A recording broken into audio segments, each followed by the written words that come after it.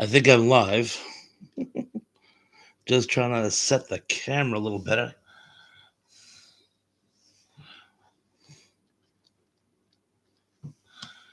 Okay, can we all see that? I must have bumped the camera or something before I started to go live. But anyway, we're going live and I'm here and I'm waiting for my armies of friends and followers alike to join in. Wow, holy cow. I was running a little bit late. I was working on a special uh trivia game for this episode. So I didn't think I'd be here until after 8 and I managed to get here at 7:59. So I'm very impressed with myself. I'll just wait until somebody shows up. It is Thursday, right? Oh, and here they are. It's a surprise party for me, isn't it? Sean Innes says, "Hey, Thrash." Lance Chaffin says, "Hiya, Thrash." John Doe says, "Hello." John Doe says, "Hello." Keith E says, "Can we keep it on the rail tonight?" I was once ridden out of town on a rail, but yes, I'm sure we can. Anyway, hold on just a second. Put my cards out of reach. My cards, you cads. Tonight is the trivia game. It's going to be a two-parter. Trying to do 10 questions on any one given topic seems to, well, it's going to be more interesting when I split it up and I do 5 and 5 like I did last time. And today I'm going to do something a little similar to what Dave does. It's going to be a multiple choice, and I'm going to give you choices. I haven't set up to print them yet, but I shall read them to you. And there's going to be two parts. In the spirit of International Cereal Day, the first part is going to revolve around American breakfast cereals. And the second part, as I'm sure you folks have heard, iconic science fiction filmmaker Bird-Eye Gordon has passed on at 100. The second part will be questions revolving around his filmography. And again, they're multiple choice. So if you haven't seen a lot of Bird-Eye Gordon films, don't worry. You'll have a fighting chance. Let's see, Zuplex is here. I couldn't have picked a worse time to quit PCP. A variation on Airplane and Lloyd Bridges' very famous line, or shtick, I should say. It was a number of lines. What Jameen says, "Hello, everyone." Alex of House of Alex says, "Hi, guys." Lance Chafin says, "Hello, guys." Zuplik says, "Thrash Pondo Pawns, the live chat for discerning Homo sapiens." I love that. I might actually use that for future reference. Tom Hungry Jerk says, "Can you dig it?" Tom, I'm so glad you could make it. I was afraid you might have to work tonight. Mr. Lit says, "Hey, Thrash, here for a little bit and a like." Well, we like having you here. Stay for as big of a bit as you feel up to. So great to see you, Mr. Led. Thank you so much for joining us. Mike Silva said, "Funniest episode, Batwoman MST3K." Mike Silva's been on a bit of an MST3K kick, and I can't say I blame him. I've been reinventing it, or not reinventing it so much as refamiliarizing myself with it as well. Great stuff. And Mike, great to have you with us. Gonna skip down and holy cow, I've actually managed to catch up. Lynn said, "Guys, I'm on Tug's channel on Sunday at noon." For those of you on the East Coast, that's 1 p.m. thrash time. But yes, we're going to be talking about action films galore. And Lance, I am so looking forward to actually having you on this side of the camera with me again. For the actually, didn't weren't you on one of Dave's live streams ages ago, or am I imagining it? But anyway, I'm so looking forward to working with you personally. It's going to be a lot of fun. Oh, and by the way, as you know, Wajamin has been putting out some great stuff. By the way, if you haven't subscribed, please subscribe to Wajamin. I'm sure you guys already have.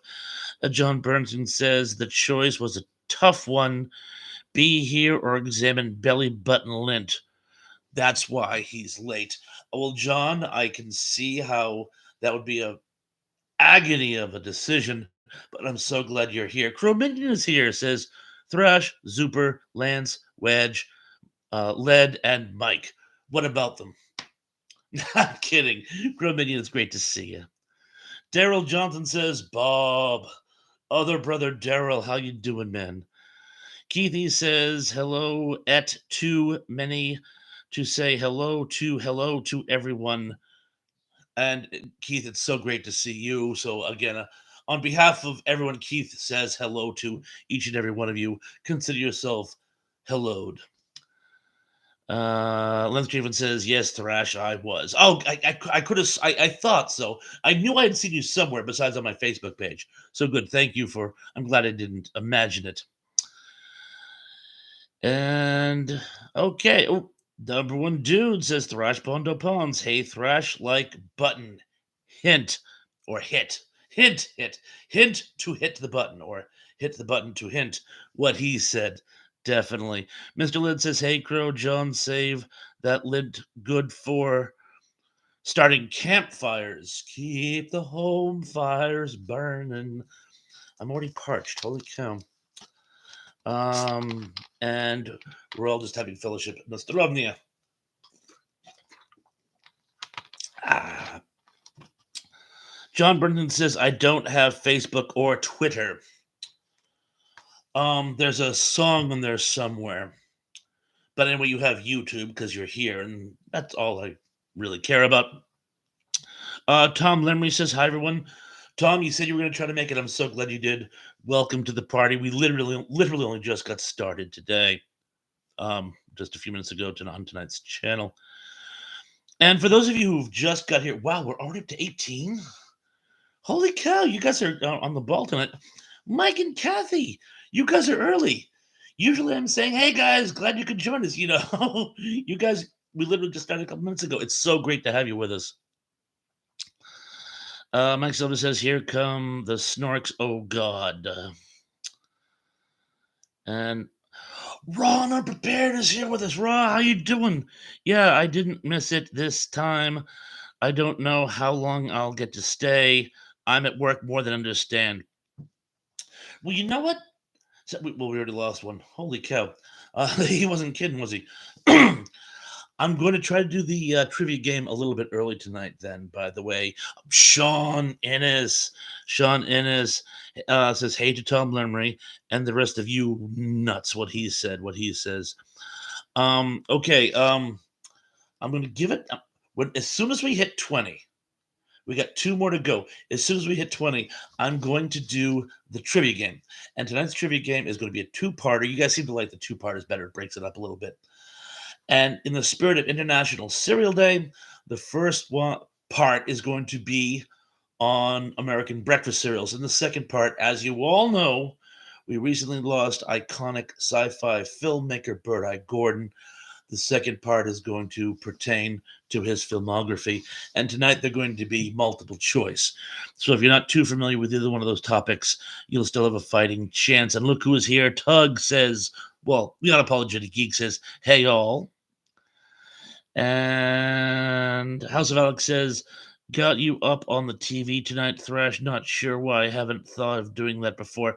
I always think, probably because my wife is usually the one watching TV. Oh, Criminian says, RIP. Yes, thank you, thank you. Mike and Kathy says, I never get notified of these things. Mike, I'm so terribly sorry. And Kathy, I'm so terribly sorry. I do put up a post that just, a lot of people don't seem to get it. And let's just see. How am I down to when people have actually shown up? Anyway, I should probably stop watching. That's going to drive me to despair. John Bernstein says only breakfast cereal I recall is Product 19. Were you born a 50-year-old? So Blake says Bert I. Gordon, is he related to Barry Gordon, the perpetual and annoying child actor? No. Tug says, hey, Joe, Raw Jaw. Oh, I like Raw Jaw. For the purpose of this conversation, I am going to call you Joe. I might call you Uncle Joe as a reference to one of my favorite uh, songs, Fire Lake. You remember Uncle Joe? He was one afraid to cut the cake. Bob Seger fans out there, anyone? Mike and Kathy said Cheerios for breakfast. Cheerio. Lance Javen says, loved my Captain Crunch. Good. They weigh heavily here.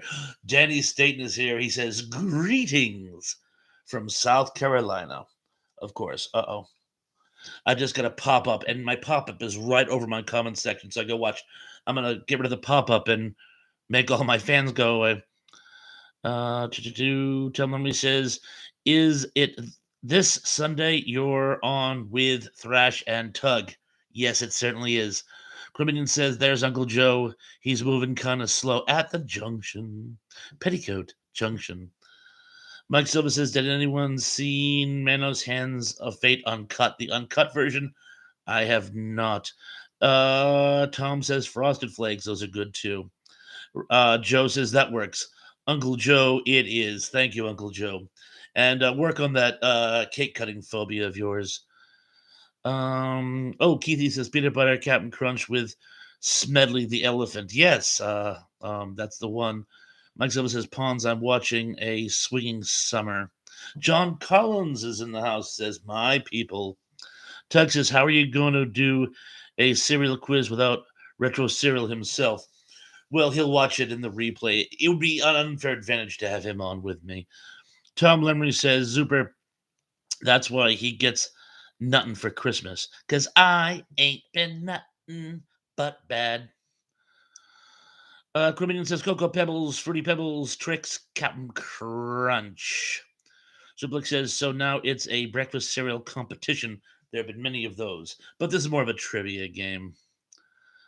Lance Javen says, Tom, I'm on Tug's channel as well.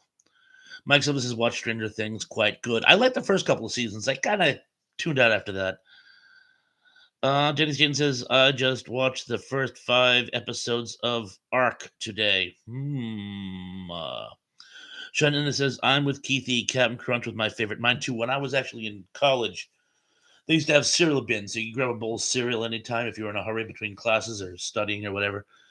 And anytime they put Captain Crunch out, it was gone. It was gone during that meal. Tom Lemery says on Sunday, yes, this Sunday, 1 o'clock Eastern Standard Time. I believe that's 12 o'clock Tugs. Help me out here, Tug. John Bergson said there was a Mr. T cereal, but not a Tina cereal. No, there was not. John Collins says, how is everyone? I'm well, Bob. What is up, my friend John? It's very, very good to see you, my friend. I'm so glad you could make it. We're almost ready for the trivia game. Tom says Arc 2. Zublick says Sugar Crisp for me. Caribbean says Lucky Charms. Oh, Lance Javen says 3PO cereal. Gary Carpenter. I'm here, everyone. Gary Carpenter, we knew you'd make it. Talonry says, I just inquired about it, Lance. What is the time? 1 p.m. Eastern Standard, and I believe it's 12 p.m. if you guys are on Tug's time. Keithy says, does anybody remember Rice Crinkles before they probably became politically incorrect Z? It sounds familiar, I'm sure. I like Sugar Rice Krispies, of course. Danny Keaton says, when I was a kid, I loved peanut butter Captain Crunch. Oh, definitely. A lot of people saying hello. Oh, John Bernstein, Quisp. Do you remember Quisp and Quake? Quisp and Quake, and they were rivals, and they had a race around the world. Do you remember that? And I never found out who won, but since they stopped making Quake, I'm guessing it was Quisp. Criminal says, wasn't there an ET cereal for a short time? I believe so. And of course, Count Dracula. Tom Lemmy says. Oh, and Denny Staten has started putting out his very famous links because he is our Lancelot Link. Okay. You know what, guys? What do you should I go ahead and start it? Yeah, Bob, go ahead and start the contest. Are you sure you want me to start the contest? Yeah. Go ahead and start the contest. Excellent. And remember, now the first part is going to be related to American breakfast cereals, and there'll be multiple choice, and I'm going to read you the choices. And as always, in no particular order. Number 10. Which one of these selections was not a Captain Crunch prize? Was it a baking soda submarine, A. Super Spy Kit. C. The Captain Crunch Flying Super Spinner. And D. Magic Tricks. I shall repeat your selections. A. Baking Soda Sub. B. Super Spy Kit. C. The Captain Crunch Flying Super Spinner. And D. Magic Tricks. Ooh, a lot of people picking D. A lot of people picking A. Criminian says B. Tom says B. John Bernstein, he's the first one who got it. Yes. The Captain Crunch Flying Super Spinner. I completely made that up. All the others were actually prizes offered in boxes of Captain Crunch. And Daryl Johnson says baking soda. Yes, it was really cool. It was a little plastic submarine, and it had a little tiny compartment in the middle, and you'd pack it with baking soda. And what would happen is the baking soda would build up in it and make the sub rise to the surface when it got wet, because you know how baking soda creates air, and it would tilt, the air bubble would release, and it would drop to the bottom. So the sub would dive and surface. And a lot of people are 0 for 1. Cribbington says sub, not dub. Did I say dub? Baking soda sub. Sorry. There's that modest speech impediment again. But thank you. Thank you for playing. Oh, I'll move on to question 9. Which one of these selections was not a honeycomb cereal prize? Oh, I see. You typed dub accidentally. I'm going to give it to you. I leave the scoring up to the honor system. You folks, please keep track of your own scores, and after we do part 1, we'll check on it, or you can just shout them out as we go. But the selections are A, the round a corner viewer. B, the honeycomb measuring tape. C, the ghost story record. Or D, CB iron on patches. I shall repeat the selections. A, the round a corner viewer. B, the honeycomb measuring tape. C, the ghost story record. And D, the CB iron on patches. And I think Tug was the first to say B. Yes, it's B. They never gave a measuring tape as a prize, but remember, it was always in the commercial. That would have been a cool prize, the honeycomb measuring tape. All the others, the CB iron on patches, and I actually had the record. It was this little vinyl record on the back of the box that kind of stuck in, and you had to very carefully cut it out, and it actually played. Not very well. But yeah, Ghost Story Records for Halloween. Number 8. Which one of these selections was not a variation of Captain Crunch? Not a variation of Captain Crunch. A, Christmas Crunch. B, Halloween Crunch. C, Easter Crunch. Or D, Galactic Crunch. Oh, Rorioto's in the house. Hello, Rorioto. So glad you could join us. And he got it, by the way, among others. Yes, everyone got this one. I'm not going to bother to reread the selections. Yes, there's no such thing as Easter Crunch. That could have worked, though. You could have had little crunch berries that looked like Easter eggs, or had chocolate for Easter bunnies. But yes, there's no such thing as Easter Crunch, and boy, everyone got that one. So a couple of you said B, but yes, no, there was no Easter Crunch. Moving on to question 7. Which of these was not an incarnation of the General Mills monster cereals? Was it A, Blueberry, B, Fruit Brute, C, Yummy Mummy, or D, Creature of the Macaroons? I shall repeat. A, Blueberry, B, Fruit Brute, C, Yummy Mummy, or D, the Creature of the Macaroons? I think number one Duke got it first, but there's been a lot of it's actually scrolled off the page. But D, yes, there's no such thing as the creature of the macaroons, although they should be. I think that's very clever. And here we are. And finally, of the first part, question 6: which one was not a serial mascot? Yes, which of the characters I'm about to present to you was not a mascot for breakfast cereals? Oh, and Dominique D is in the house. Dominique D, so great you could make it. We're almost halfway through the trivia game, and it's related to breakfast cereals, American breakfast cereals. And A, the banana splits. B, Baron von Redberry. C, Sir Grapefellow. And D, the Pink Panther. I shall repeat. A, the banana splits. B, Baron von Redberry. C, Sir Grapefellow. And D, the Pink Panther.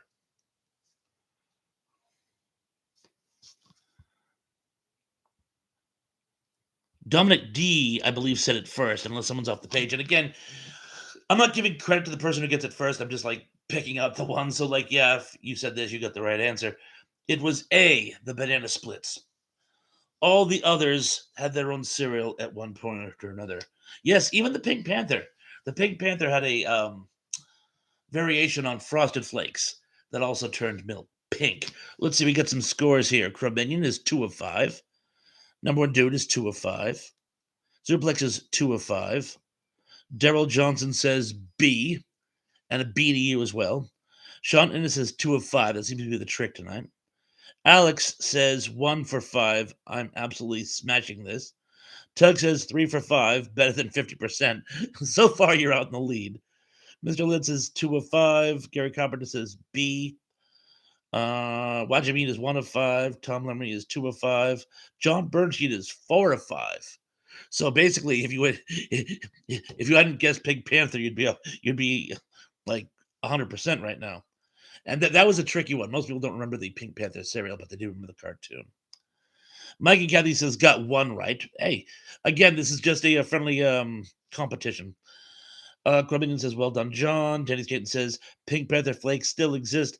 They're called strawberry frosted flakes now. Oh, okay. But the Pink Panther was still a represent. But most people don't remember that he represented a cereal. Keith E says 2 of 5. Mike Silva says 1. And Mike Silva says trivia hard. Yes, but they're multiple choice. And Les Chapin says, great nuts. Grape nuts to you. Zublik says, so edifying a discussion on breakfast cereal. I do what I can. Anywho, and Alex says, thanks for putting this together, Thrash. Always appreciate this kind of effort. Well, it's my pleasure. Gary Carpenter says 3 of 5. And I think I'm going to pick up. Oh, Kevin Scott 76 is here. Oh, when you say 8 o'clock, you mean Eastern time.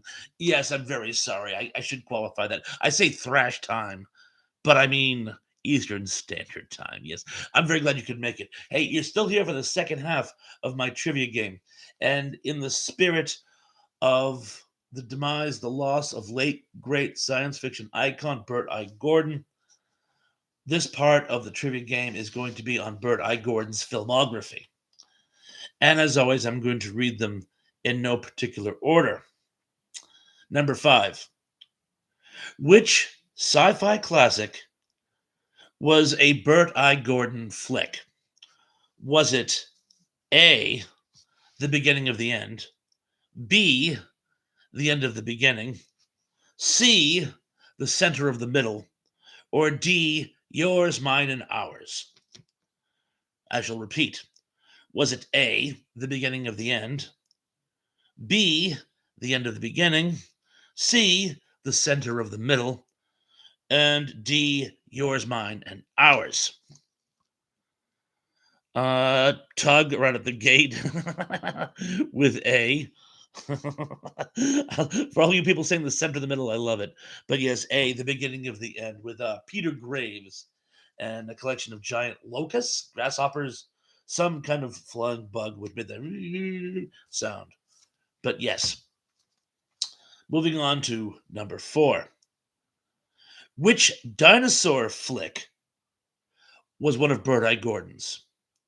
Was it A, 1 million BC, B, King Dinosaur, C, When Dinosaurs Ruled the Earth, or D, The Land Unknown? I shall repeat. Was it A, 1 million BC, B, King Dinosaur, C, When Dinosaurs Ruled the Earth, or D, The Land Unknown? And Joe, Uncle Joe, got it, among others. Oh, a lot of people said B, but he was the first one I saw. But yes, King Dinosaur. King Dinosaur was an early version of one of Bird-Eye Gordon's filmography classics. Question 3. Which Bird-Eye Gordon flick had its own sequel? Now, I'm going to qualify this. A few of his films actually took part in, shall we say, the same universe, but this one is a direct sequel. Was it A, Attack of the Puppet People, B, Serpent Island, C, The Amazing Colossal Man, or D, The Magic Sword? Those selections again: A, Attack of the Puppet People, B, The Serpent Island, C, The Amazing Colossal Man, or D, The Magic Sword. And a lot of you got this one. It's The Amazing Colossal Man. It had its own sequel where he's like missing an eye, and but yeah, you guys got it. Oh, Mike Silva says all of them. Good guess. Tom says no idea. Fair enough. Well, you could have guessed. You had a 1 in 4 chance, but yes, The Amazing Colossal Man. He was a Cyclops, yeah, because he was missing an eye, but Doctor Cyclops is a different movie. Uh, Number 2, which Gordon flick was not loosely adapted from Food of the Gods? Was it A, Food of the Gods, B, Empire of the Ants, C, Village of the Giants, or D, Burned at the Stake? Oh, and look who's here. Ian's here, by the way. Ian, I'm so glad you could make it. Pity you missed the first part. It was all on American breakfast cereals, but I'm so glad you could make it. Tom Memory says, was that A, B, C, D for Colossal Man? C was The Amazing Colossal Man, and that was the one that had its own direct sequel. And Watchamine and Crominion, among others, have said D. Yes, Burned at the Stake was in no way, shape, or form adapted from Fruit of the Gods. Actually, that's the one. It's based on the Salem witch trials, and my Auntie Thrash, was actually in that one. She actually plays um, a woman accused of witchcraft in the opening scene of the movie. She actually did a pretty good job. But anyway, the number one. We're up to number one already. The number one question for this evening is: which Bird-Eye Gordon flick featured a giant spider? Was it A, The Giant Spider Invasion, B, Tarantula, C, Earth versus the Spider, or D, The Incredible Shrinking Man? I shall repeat. Oh, Das Gimp in the house. Hey, Scott, how you doing? So glad you could make it. And actually, I don't even need to bother. Well, I will for people who may have missed it. A, The Giant Spider Invasion, B, Tarantula, C, Earth versus Spider, or D, The Incredible Shrinking Man? And yes, it's C, Earth versus the Spider. Giant Spider Invasion is a movie, I want to say from the 70s, maybe early 80s, which was done on MST3K. Alan Hale Jr. is in it. Mike Sylvan and I were just talking about it, so let me think of that one. So anyway, how do we do, guys? That's all 10 questions. Let's see. Zuplex is 5 of 10. Criminian is 5 of 10. What you mean is 1 for 10. Hey, you got one at least. Criminian said Skipper. Skipper. Tom Memory says, was that with Shatner? Earth versus the Spider. No, that's the one at the very end. A very, very, very young Clint Eastwood plays a fighter pilot. Tug says 6 out of 10, still better than 50%, so I'll take it. You certainly will. Number one dude got 3. Mike Silva got 2. I know you didn't pick the Giant Spider Invasion. Tom Lemry got 2 of 10. Gary Cameron says burned at the stake. I've never heard of that one. Yeah, that one may have been made for TV movie. It's actually, you can find it on YouTube. It's also listed on IMBD. But yes, it's a very sort of eerie psychological thriller. But the first part of the movie takes place in Salem during the Salem witch trials, and my aunt was working at one of those living history museums in Plymouth, Massachusetts, and so she knew how to dress, and she spoke with that sort of pilgrim voice, yeah, which I can't do, but she actually can do it really well. So yeah, she was in this Bird Eye Gordon movie. Linz Chafin says Shatner Kingdom of the Spiders. I didn't pick Kingdom of the Spiders because it wasn't a giant spider. Those are just regular sized tarantulas. But I did love Kingdom of Spiders. Kevin Scott 76 says I'm back. Had to stop and get some beer after a long day of teaching. I more than understand. But I'm so glad you're here. Jimmy Neutron says it's yogurt. Tom Lemley says message retracted. A message retracted to you as well, by the way. Gary Carpenter says Tarantula, Earth versus the Spider. I always mix those two up myself, actually, but technically it was Earth versus the Spider. Tech says not many people can do that. You can be proud. Tom says Bob, trivia total 4 out of 70. I'll try to make my questions easier. Linz Javen says Tom, Kingdom of the Spiders. I really do love that movie too. Gary Carpenter said 6 of 10. Zublik says, fortunately, she was not burned at the stake. My aunt was. No, she's still living in Florida. Danny says Kingdom of the Spiders with Shatner. Love that movie. Yeah, it's a great movie. It's one of my favorites, and I'm such an arachnophobe too. Gary Gabber says Eastwood was in Tarantula. Did I have mine mixed up? I thought he was in Earth versus the Spider.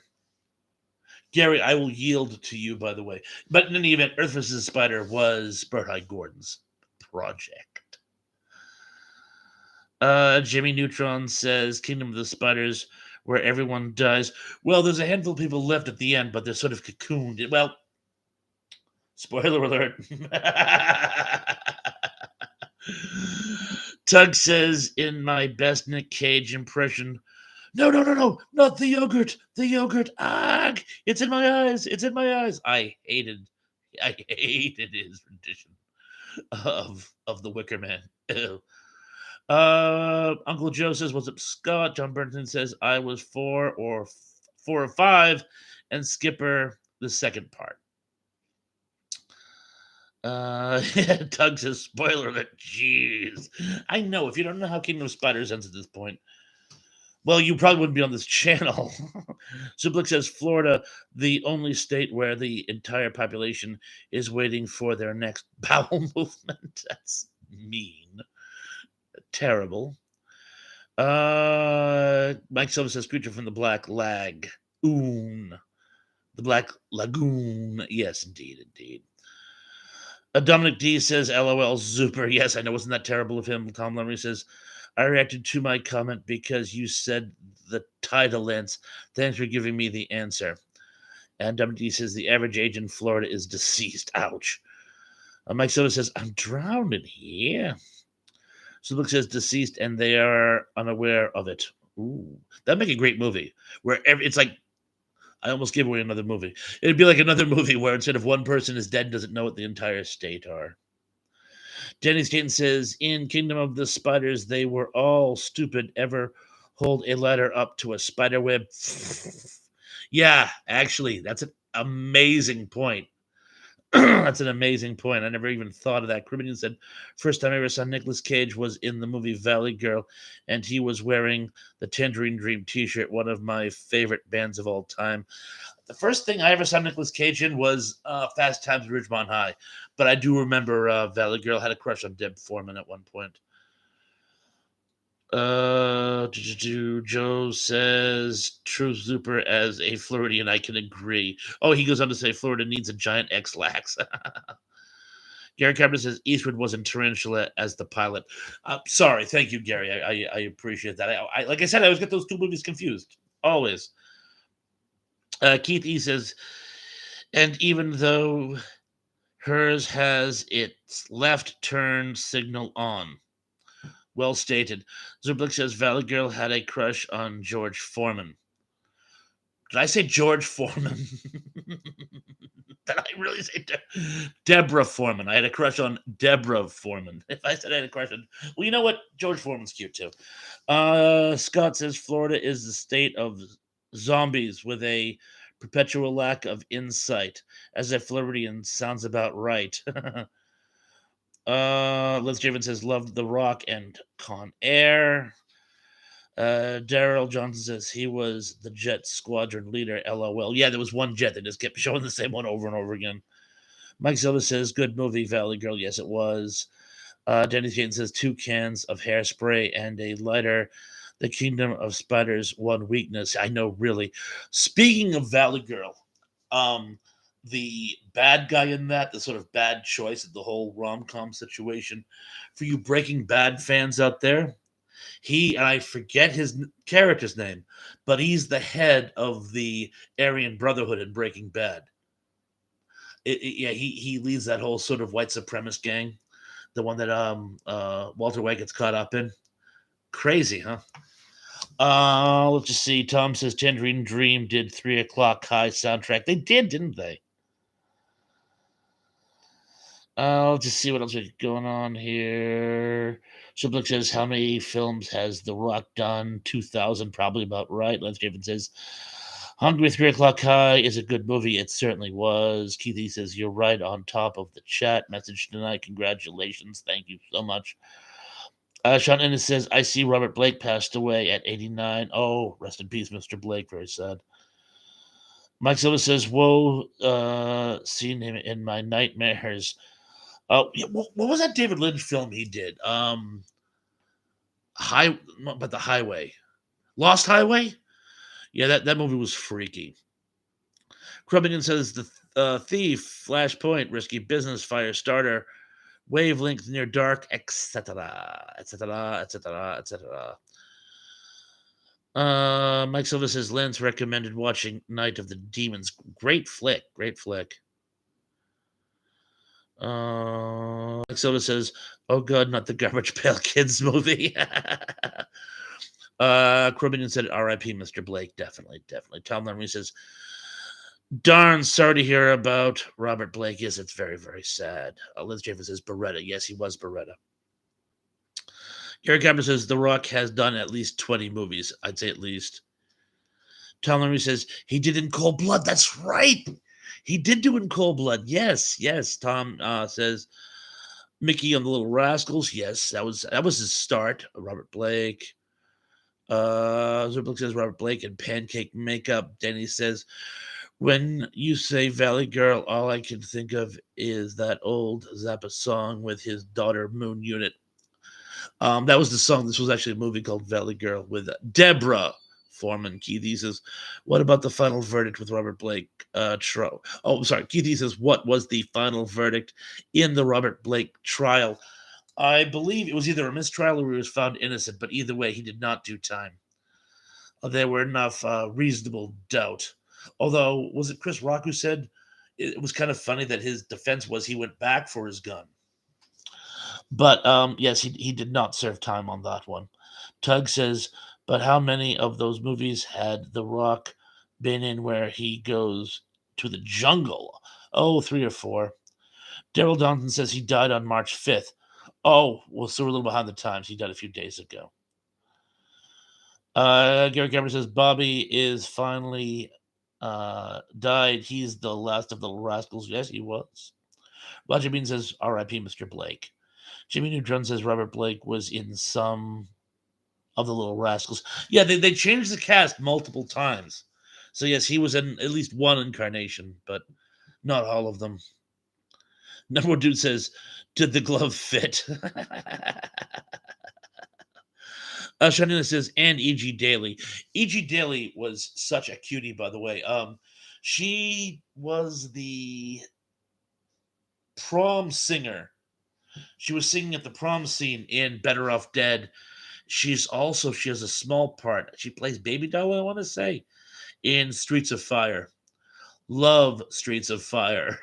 Great movie, great movie. I should do a show on Streets of Fire. Oh, Dennis Kid said he was acquitted. Okay, yes, he was acquitted. Thank you. That's what I thought, but I wasn't 100%. Kevin Scott says, I thought Green Day, Time of Your Life, to I I think that was I taught Green Day Time of Your Life to my students after your comments about Seinfeld a couple weeks ago. Oh, thank you. I'm glad. Thank you. Tug says he was walking around with a pale face and handheld cameras saying enigmatic stuff in Lost Highway. Creeper performance. He really was. It was very, very. Oh, Jimmy Neutron says it was a mistrial. But either way, he wasn't convicted. Tom Murray says Robert was in cold blood. John Forsyth was also in it. Superlink says another one bites the dust. Definitely. Mike and Kathy say saw electric glide in blue. Dominic D says E.G. was great in Pee Wee's Big Adventure. She certainly was. Gary Carpenter says, I thought he was called Bobby instead of Mickey. Now, I thought it was Mickey myself, actually, but I'm kind of confused now. Cribbington said Streets of Fire is a fave of mine. Yes, I love that movie. I really do. Sean Innes says she was on Friends doing a cover of Smelly Cat. Yeah, she did. She was Phoebe's best friend from when they were kids. Their parents worked together on the garbage scowl barge, whatever it was. And when she grew up, she wrote jingles for commercials. Tom Memory says Robert was also in Little Beaver. Oh, Robert was also Little Beaver in movies too. Why is that not ringing a bell? The number two says Streets of Fire was good. Yes, I used to have to explain that to friends of mine because nobody, when people saw that at the time, nobody got it. Kevin says The Rock was in an episode of Star Trek Voyager. Yes, he was. Lynn Stevens says, "Where's Tracy, Emily, and Lisa?" Yeah, or Cindy D, or Music Girl 67 for that matter. I think it's just us dudes tonight. But anyway, to all of you who make it in the replay, who couldn't make it here tonight, we miss you all. Lisa, Cindy, Music Girl 67, um, Emily. I think Emily Miller. She's like got that job doing food deliveries now. She might get stuck working nights, but we Tracy, we miss you all. Sorry you couldn't make it. Tug says, Joe, remind me to tell you my interpretation of Lost Highway. I'm pretty sure I get it. Could you explain it to me while you're at it? Gary Cameron says Robert Blake was in Helltown. I don't recall that film. House of Alex says, anybody seen the trailer for the new Teenage Mutant Ninja Turtles movie? Looks pretty cool to me. I have not. I have not. Lance Javen says she sang Smelly Cat on Friends with Lisa. Yes, but she stole it from Lisa Kudrow so that she could do. She wanted to sell it to a cat litter company or something like that, and she promised Phoebe she would do it, and Phoebe hit the ceiling one, and they stopped being friends because of it. Shannon says Robert Blake's real name was Michael James Gabiossi. Let's go with that. And McKay was his nickname as a kid. Ah, thank you. And I know I butchered the name. 1,000 apologies. Griminian said, I remember going to see Streets of Fire when it first came out. And it's funny because everybody remembers the song from Streets of Fire. No more counting. I Can Dream About You was a huge, huge, huge hit. And most people don't even remember where it came from. Do you know the guy who played Bubba in uh, Forrest Gump? Is one of the backup doo-woppers in that group in the movie Streets of Fire. Tug says Mards needs women, don't we all? Joe says, okay, I'll try to remember. Criminal says chat needs women. Again, don't we all? Lynn says, Alex, try Skyscraper with The Rock. Tug says, just don't ask me about Mulholland Drive. That movie is whack. Um, One of my favorite Lynch scenes, though, is when they're trying to blackmail the director into hiring the girl and he doesn't want to do it. And they send a scary dude to blackmail him. You think it's going to be like something out of the movies, like where he's like huge and scary looking and has weapons. And it's this like short, inoffensive dude doing a Dennis Weaver impression. And yet, for some reason, because he's very, very unthreatening looking, he's the most terrifying uh, cleaner, hitman, whatever you want to call him, in cinema. It really, really worked. And I guess that guy was even an actor. I guess he was like a second unit producer or something like that. And David Lynn says, hey, you want to be in front of the camera? Cribbington says the song that stuck with me was Deeper and Deeper by The Fix. Still love that to this day. Keithy says, we don't need no stinking badgers. Denny Staten says Helltown was a TV series from the 80s, I think, where Blake played a priest in Hell's Kitchen, New York. Also had a couple of uh, kinf of Daredevil episodes. I'll take your word for it. Gary says Helltown was a show on NBC. Let's Chief the Streets of Fire with Michael Parr, William Defoe, and Diane Lane. And they were all amazing in it. I had a crush on Diane Lane too. Tellery says Michael Williamson, Bubba. If that's the actor's real name, I honestly I can't remember his real name off the top of my head. But yes, he is in Streets of Fire, and he does play one of the backup singers in that doo-wop group. Yes. Shadi, this is Gary Carpenter. Thanks for having my back, keeping me on my toes despite the autocorrect on this damn phone. I hate autocorrect, although I need it, God knows. Number Dude says William Defoe, always a good villain. A good villain or a good hero. William Defoe is just great, whatever he does. Gary Carpenter says, Sean, anytime, good buddy. Dominic D says, I never saw Helltown. I remember the commercial for it, though. It didn't last long. I honestly don't remember it. Sean Innes says, I think Streets of Fire was the first time I remember Defoe. The first thing I remember seeing Defoe in, actually, and it was right around the same time, was Platoon.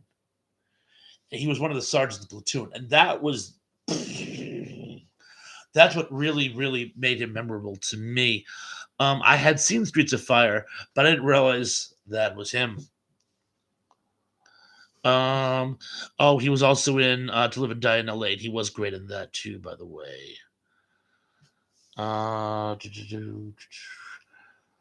I've lost a few, but I'm not going to try to catch up because, well, I'm feeling lazy tonight. Mike Silva says, ladies and gentlemen, Pons has left the building. I have.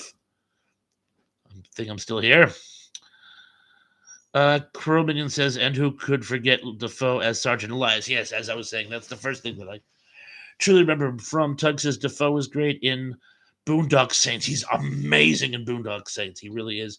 He goes drag in one scene, and it's so bonkers and wonderful. It really is. And when he's like doing the classical music while he's trying to like be the criminologist, it's just absolutely amazing. Tug says Platoon was the first Defoe, my first Defoe as well. Then Clear and Present Danger.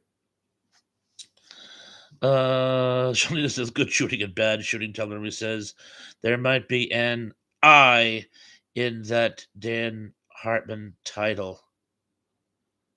I can dream about you. Yes, it's I can dream about you. So you are correct, sir. Mike Silva says Peter Possum and So-So. And a Peter Possum and So-So to you as well, by the way. Alex says, got to get some sleep. Good night. Good times as always. Take care, everyone.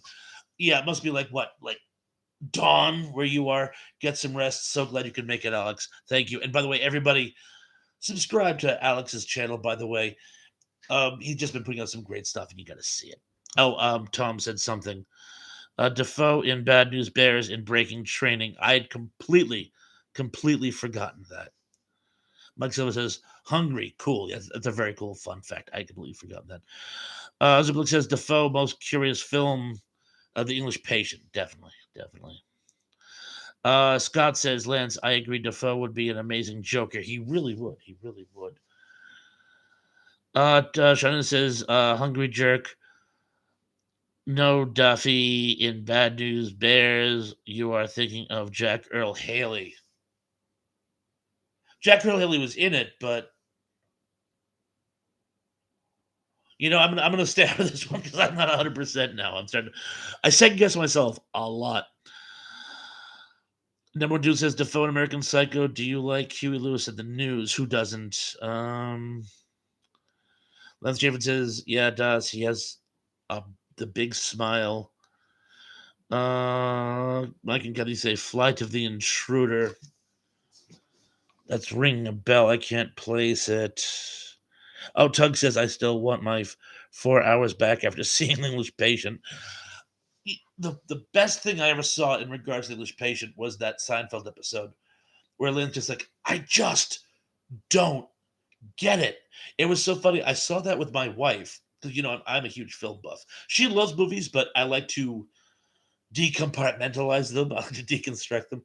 We saw the English Patient, and afterwards she said, could you explain it to me? And I go, what? What do you mean explain it to you? And she goes, I didn't get it. Why was that movie so good? And I'm like, I don't see it either. It's a 4.5 hour movie about a Nazi being the hero. Oh, and by the way, before you start smashing that button, um, Lorenzo, whatever the guy's name was, the character he's based on was actually a Nazi sympathizer, which did nothing to endear the movie to me. Mr. Lynn says, didn't one of the girls from Too Close for Comfort play in Streets of Fire? Yes, Deborah Van Valkenburg, the brunette who was also in The Warriors. And she did. Oh, what else was she? She was in a few things. Those are her two big films that I can remember, but she did some other stuff. But yes, she was the oldest sister in Too Close for Comfort. Yeah, Les Difference says she wasn't the Warriors. Yes. And Mike Silva says Invasion of the Body Snatchers, 1956. Dominic D says one of the girls from Too Close for Comfort was in the Warriors too. Yes, Deborah Van Valkenburg. I'm playing catch up with the comments, but yes. Linus David says, anybody remember the movie Wildcats with Goldie Hawn? Yes, never saw it. I do remember it though. Dominic D says, yes, Deborah Van Valkenburg. Tug says there were no limits to how many actors can play a good character. There have been hundreds of good Hamlets, and I think there could be hundreds of good Jokers. Well said, well said. Shannon says to Lance Chafin, early appearance of Wesley Snipes and Woody Harrelson. Zublik says English Patient was a chick flick that was written by Steven Spielberg for Saving Private Ryan. I couldn't have said it better myself. Let's just see. Mike Silva says, like the movie, it's a mad world. Tom the Hungry Jerk says, Van Valkenburg does conventions. That's actually really good. I did not know that. And Zublik says, Joker is too unidimensional to be portrayed by a multitude of actors. Well said, well said. Zublik says, imagine Don Knotts the Terminator. I'll be back to nip it in the bud. Now, Andy. And Gary Carpenter says, was she in Too Close for Comfort? Yes, she was. Shotnana says, number one dude, that end credit sequence and bit with Goldie Hawn nudity in the tub? Really? I'll take your word for it. Mike Silva says, Batwoman fun movie uncut to be TV has it. Zublik says, agree to disagree. Unapologetic geek. Oh, Everyone, oh, Dave Claroni is here. Dave Claroni says, "Hi guys, Dave. I'm so glad you can make it. Sorry you missed the trivia game. You can catch it in replay, but very very nice to have you. Thank you for being able to make it." uh, Number one dude says, "Sean Innes, need to check it out again. It's been a while." Mr. Lynn says Seinfeld and Elaine both hated the English Patient. Well, she, if I remember correctly, she kept going back to see it again because she kept thinking she just missed something. Tug says, "I'm gonna have to motor soon." No worries, no worries. It's so glad we were very glad that you could make it. It was always fun having you, as always. And Jenny, if you'd be so kind as to give a link to Tug, not just for his benefit, because remember, this coming Sunday, both I and Lance and ENC will be joining him for a conversation of action films, and I cannot wait. Kevin Scott says, "I'd like to see Defoe as a Star Trek captain." I could certainly see that. I really could. Gary Carpenter says, "Elsie, yes, he is mine as well as Burgess Meredith as the Penguin." I guess we're talking about Batman villains. Mike Silva says, "Mike Brady's Lost Weekend." Lance Javen says, "Okay, Tug, see you Sunday. You certainly will. You'll see me too." Zubik says, "Thankfully you missed the trivia, which left a trail of casualties again." I tried it. It was even multiple choice. But you're right. Sean Ennis says, "Number one dude, yeah, but that song sticks with you. Good reference, too funny." Number one dude says, "Mr. Led, Jay Peterman fired her for that." Because you don't like the English Patient. Tug says 80s action movies. Oh yeah. And good night all. And good night to you, Tug. And Denny's put up the link. And a lot of cats saying good night. Oh, and Lucas, your Big Guys 45 says, "Hi, I'm here." Big Guys, always good to see you. Very glad you could make it. Again, sorry you missed the trivia game, but hey guys, there's always replay. Let's see what else we get going here. A lot of guys saying hello to one another, and that's always nice. Mike Silva says, "Servo, look in your heart, eh?" As a character in Cornered in the Woods. If I understand correctly, that's actually from Miller's Crossing, and it's one of the most devastating scenes in any Coen Brothers movie. Little exposition. There's this guy who has gone from one gang to another during the 30s, robber baron gangs, and to prove his loyalty to the new gang he's joined, he has to kill the man who's the brother of the woman he's having an affair with. And he's not a muscle end; he's like a money end. He comes up with plans and stuff. So the idea that them wanting to kill him, it's horrifying to him. And the guy he has to execute is begging, "Look into your heart. You got to look into your heart. This isn't right. You know it's not right." And well, you got to see the movie, but that's what that's from. Miller's Crossing. If you haven't seen Miller's Crossing, amazing gangster action love triangle film. You got to check it out. And I was so busy pontificating, I think I lost my place. I will try to catch up. I'll just pick up with another Mike Silva comment. "Do you believe in heaven above? Do you believe in love? Don't tell me a lie. Don't be false. And untruet will all come back to you. Open fire." Well, that I can't quite place. I thought you were doing American Pie for a second. "And do you believe in God above if the Bible tells you so?" Andy, I won't sing it. I'll get a copyright strike, and it's way out of my range. But let's just see what else we get going on here. Oh, spring forward. Yes, we have daylight savings time coming up again, which means Zuplex can correct me every time I try to say what time it is. Oh, Dominic D says, "Happy birthday, Gary." Gary Carpenter, happy birthday. Uh, let's just see. Sean Innes says, "I saw Miller's Crossing. I think Reservoir Dogs and State of Grace with Sean Penn in one day at the theater.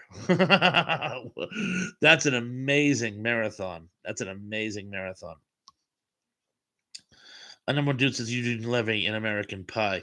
Not that American Pie. The Don McLean song American Pie. Keithy says, hello, Mr. Led. It's good to see you out and about. It certainly is. I'm so glad you could join us tonight, Mr. Led.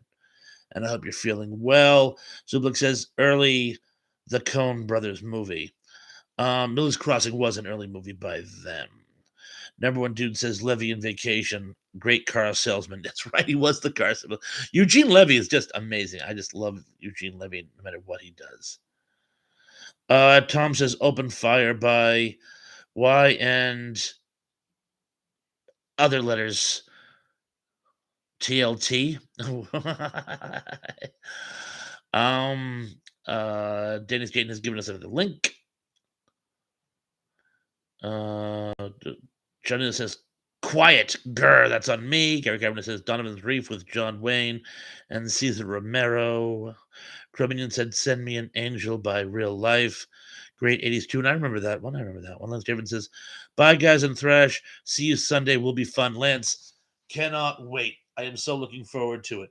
It'll be great working together with you. Anyway, get some rest, and I will see you this Sunday. Peace. A lot of people saying goodnight to Lance. Kevin's got Tony Smith says happy birthday to Gary Carpenter. Scott says, sorry, gotta go eat dinner. Much love, y'all. Scott, thank you so much for joining us. Mr. Litt says, is Eugene Levy dead? No. In fact, I thought he was still in Schlitz Creek, wasn't he? I thought he was with his son. At least he was up until recently, but I believe he's still around. Scott says, bye, Thrash. Thank you for everything you do. Thank you as well, by the way, Scott. It's been great being associated with you. Someday you and I have to do some type of collaboration again. It was a lot of fun with our last collaboration. I would love to do another. Shannon says, if you haven't seen the Coen Brothers' first movie, Blood Simple, see it soon. I don't think I have. I don't think I've seen Blood Simple. I don't think I have. I can't recall off the top of my head. Which means, at very least, I could see it again. Number one dude says Raising Arizona was a classic Coen Brothers film. I was in a video store once, years ago, and I heard a clerk talking with somebody. And he says when he's trying to figure out what type of movie to recommend for somebody, he says to them, what did you think of Raising Arizona? Based on their response to that one question, he can tell what kind of movie they'd be interested in. And I'm like, I could see that. Mr. Litt says, who am I thinking of played in Stripes? Well, John Leguizamo was in Stripes.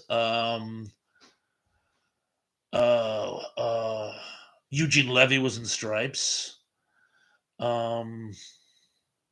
Eugene Levy, was that the one you think? Wait, no, hang on a second. Not Eugene Levy. I did the exact same thing you did.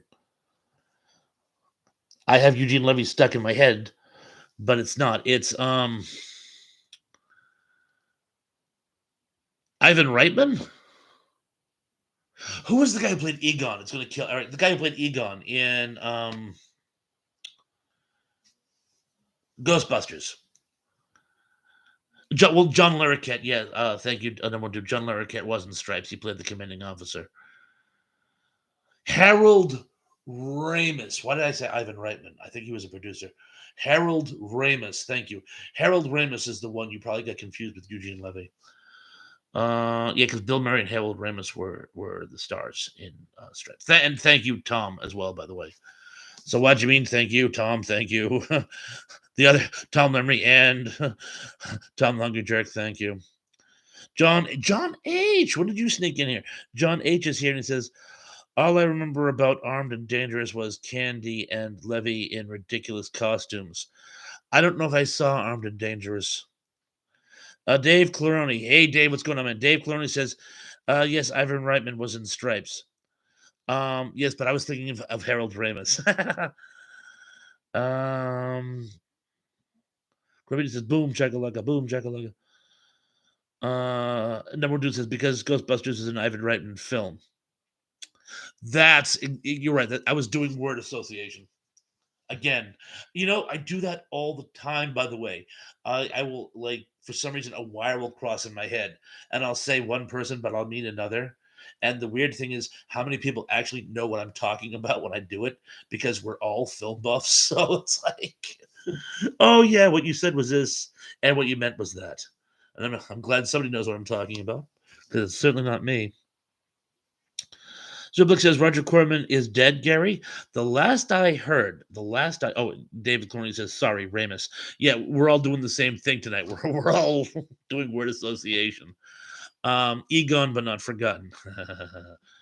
um, Last I heard, Roger Corman was still alive. He's been ill for some time, but he is still alive. Johnny says Ramus died some years ago. Yeah, Ramus died, I want to say, in 2013, 2014. Sometime around there. John Carpenter says Bill Murray was in Caddyshack. He certainly was. John H says hi, Thresh. Yeah, John. I'm glad you could make it. By the way, um, we're going to be going on for a few more minutes. By the way, but I'm very glad you were able to make it. Oh, Shannon says Corman is still alive, very old, but still listed as alive. Thank you, Sean. Number one dude says Harold Ramis made some funny movies. He certainly did. Number one dude says Harold Ramis. I reread that one. Sorry. Cruminian said Ramus passed 8 or 9 years ago, I think. Yeah, like I say, I want to say 13, so almost 10 years ago.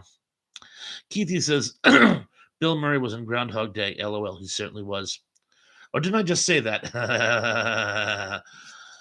um, Multiplicity. Number two says Multiplicity was a Ramus film, and Levy was in that too. Yeah, he did a lot of um, the Levy films. Well, they did a lot of films together, I should say.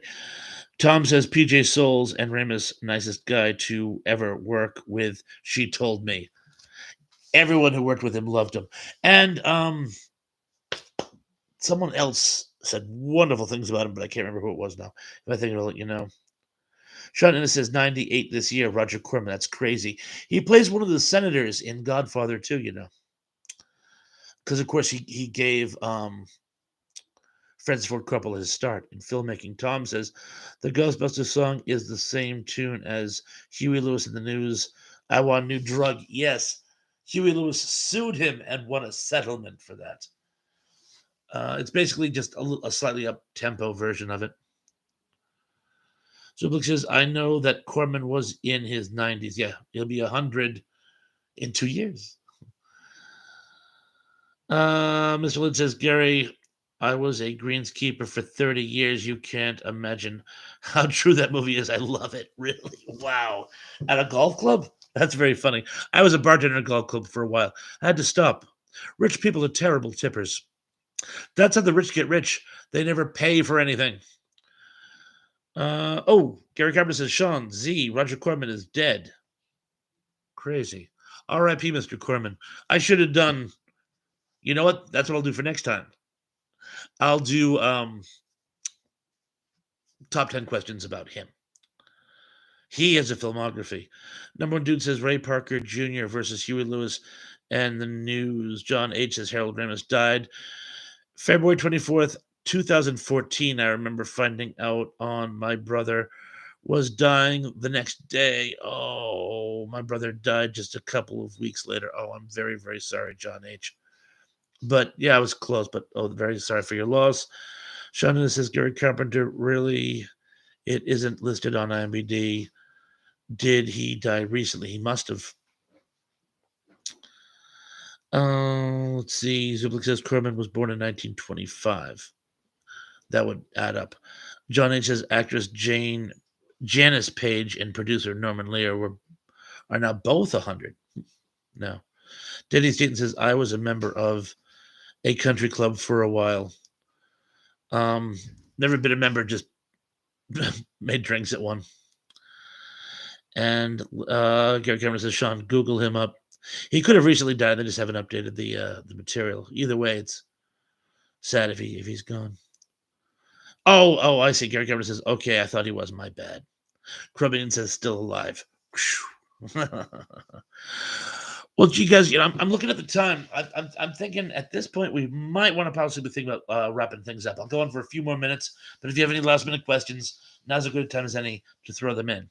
Oh, Zupalik just said Corman was responsible for the start of a lot of distinguished directors, but he also produced a lot of schlock too.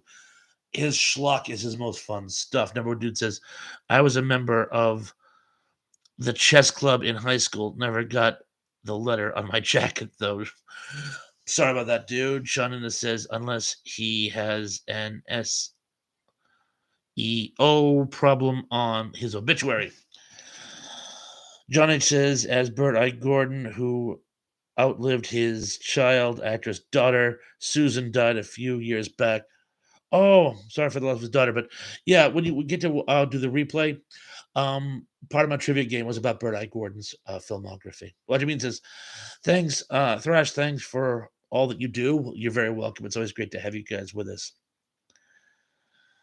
Dominic D says, thanks, Bob. Have a great night, everyone. Denny Staten says, tip to the dudes while the goofs are playing golf. All the chicks are at the bar, not the pool. John H says, I mean, Bert Gordon is 100 now. Yes, he passed on at 100. Joe says, I'm going to cut out. Have a great night, everyone. Uncle Joe, so glad you could make it. Thanks for doing what you're doing. I'm assuming you'll probably be at Tug's show on Sunday. We will see you then when we talk about action movies. Have a great night. Mr. Led says, when I think of Corman, I think of well endowed women. Yeah, I can certainly see that. Him and not Ray Dennis Steckler. Yeah, Ray Dennis Steckler. I think of him too. Tom says, where was the old sci-fi ting tonight? Well, I talked about Bert I. Gordon. Doesn't that count? Keith says, are you really cap on top of the Chad? Congratulations. Yes, I am the cap on the top of the Chad. Gary Carpenter says, very sorry for your loss, John H. And John H says, thanks. Uncle Joe says, great show, Thrash. Thank you. Thank you very much. Russ Meyer, too, also had very busty women in his movies as well. And I don't know why I'm stuck thinking about that now. Thanks a lot, guys. You've turned me into a pig. Mike Silva says, watching coffee movies pawns on Pluto. Is it an awfully cold? Zublik says, good idea of doing Corman trivia, but Tug will probably dominate that too. And will let you know it. Tom says, Mr. Led, Russell Meyer. I call Russell Meyer instead of Russ Meyer, but yes, we all know his films. Kevin says, if you want to find out what's going on with Ukraine daily from a very smart historian who just lays out the facts with tons of details and videos, check out The Enforcer. Thank you, Kevin. I will actually. Thank you. Johnny says, I didn't know Bernard Gordon died. He died just yesterday. Yes, he did. And that's why I was doing a memorial with his trivia questions tonight based on his filmography. According to Google, Tom Lumley says, according to Google, Corman is alive at 96. William Shatner was in one of his films, The Intruder. Is that the one where the entire film is in Esperanto?